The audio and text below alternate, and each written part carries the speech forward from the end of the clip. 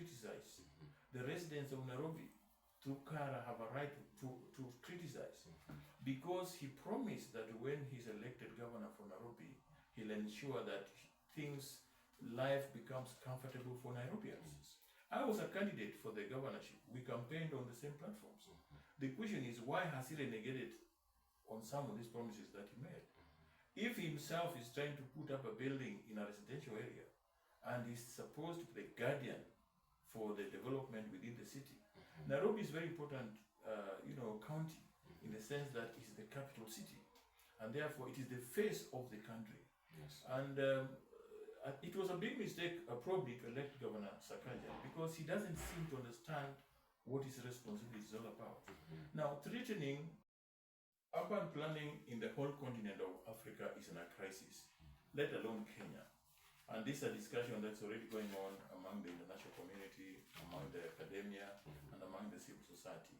Why do I say this? I say this because development is taking place, especially in estate development, without proper planning. Now, before we used to have a whole ministry in charge of urban and physical planning. We still have a department in charge of urban and physical planning. But we are not seeing these, developments, coming out through the proper structures which are laid.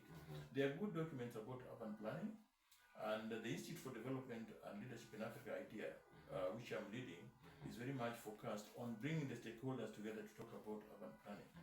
Now, if you look at Nairobi, we have buildings mushrooming everywhere.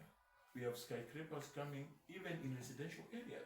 The question we are asking is that, do they follow the protocol of urban planning systems? Or these buildings are just built?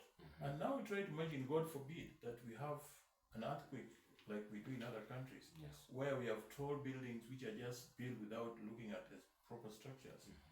The governor of Nairobi, Honorable Sakaja, has a responsibility to ensure, and